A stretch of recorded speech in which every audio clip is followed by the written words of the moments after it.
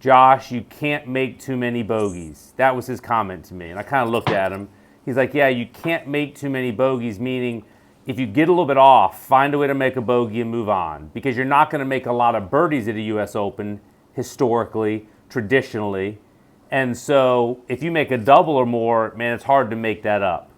When I was watching the U.S. Open on Sunday, and when I saw Brooks Koepka make that 10-footer for bogey, I think on 11, I looked at Matheson, my son, who I was watching it with, and said, he is going to win. The way he made that putt, because I know what a great bogey feels like. It's like you feel like you're stealing even though you're losing one, because he'd played that hole poorly. He hit it at a spot you couldn't hit long and left. Right. Took it back across the green in the bunker. It's an okay bunker shot. And that was just critical. And then how about this? What was even more critical? He makes that putt for bogey, and Dustin Johnson 3 putts. They both made the same score, Joshua. Right. The same score. So, and that goes back to what my old golf coach used to say is the putter is the great eraser. Sure enough, Brooks makes this 10-footer, Dustin 3 putts. They walk off that hole with the same score. So that to me was telling. Where Dustin had hit a great shot. Dustin had hit a great shot. A beautiful shot. And you thought, and when you got to the green, I think that's even bigger than what you're talking about, because that goes to our mindfulness.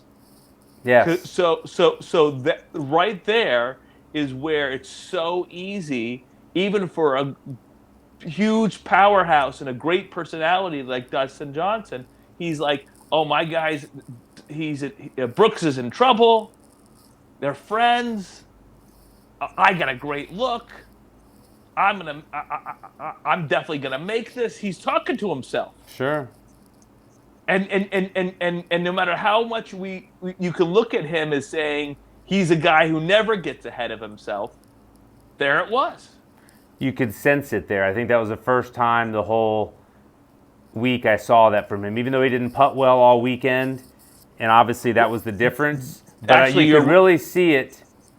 You could really see it there, because after Brooks made the putt for bogey and he had that 4 or 5 footer left, I kind of had this feeling of like, man, this is going to be a tougher putt to make, because it's almost like the match play where the guy you think you've got the hole won. It had a sense of that almost, didn't it? Oh, right, exactly. No, you're 100% right. Right. There was a statistic though, McCumber, that Dustin Johnson had 25 or 26 putts on Thursday. Yeah. And he had like 28 putts on Friday, and then he had 36 putts on Saturday. Yeah, he was rolling Thursday and Friday. No.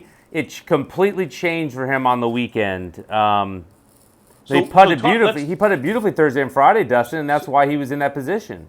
So I think there's also then there we go back to the USGA and how the USGA made some mistakes, and I think that caused a lot of guys to have mental fatigue. No, it absolutely no. You're absolutely right. And one thing that the last little point I wanted to make, dovetailing playing in the U.S. Open. So I remember playing in the 2005 at Pinehurst. I remember looking over at my caddy on Friday. Kind of the round had gotten a little bit away from me, and I had to hit in the rough, and I had to chip out. This is before they redid Pinehurst number 2, so it still played a little more traditional like it did for years with the long Bermuda rough, and it didn't have all those areas, the scrubby areas they've made now. They had them, but it was a little bit more off the beaten path.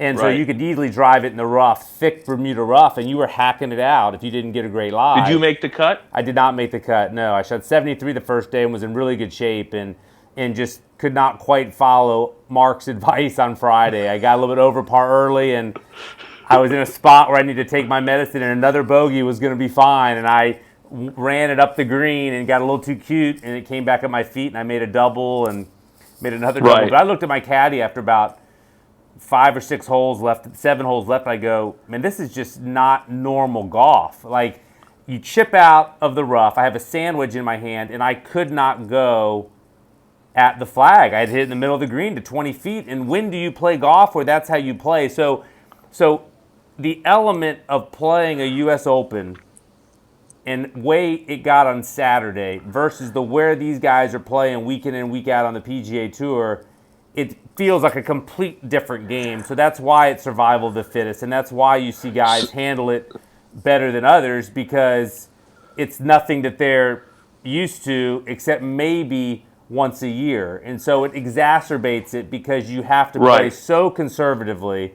You have to do things different than what your instincts are, where normally you're just able to like be aggressive on certain shots that are just, that's what I'm going to do. And it's So there's an adage that I came up with that I'm going to share with you that I share with amateurs, and it's awesome for amateurs because how many times do you play with amateurs and they duff it off the tee and they and then they pull 3-wood.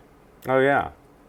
So and so, but this adage it goes even to what you just said right now, and this is it.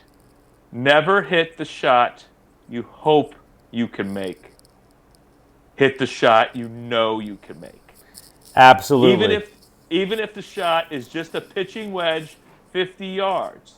If that's all you know that you can do, then that's the shot you have to hit. And that's what you have to do at a U.S. Open. And I think that, Well, you know, isn't that what you have to do always? Is there no, no, is no. there No, you have to do that all the time. I think that's the point here. I think it really gets pronounced at the U.S. Open for the best players in the world.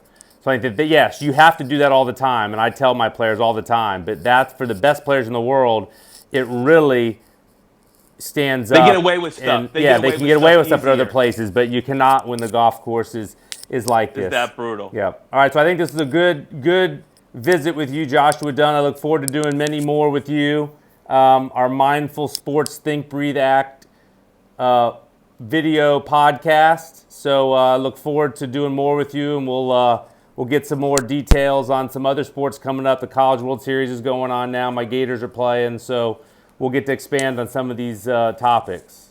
I think that's good. I appreciate the ending. I just want to say one other thing. Our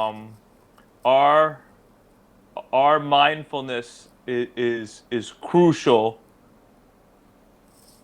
Our mindfulness is crucial in what we do every step of the way, and I see my life I having to teach mindfulness, so I'm more mindful in my life. I like it. And that was and that's a good message for all of us to remember, is to give it so that we get it more. Definitely. I like that. That's a great closing message. All right, All right. Joshua, enjoyed it.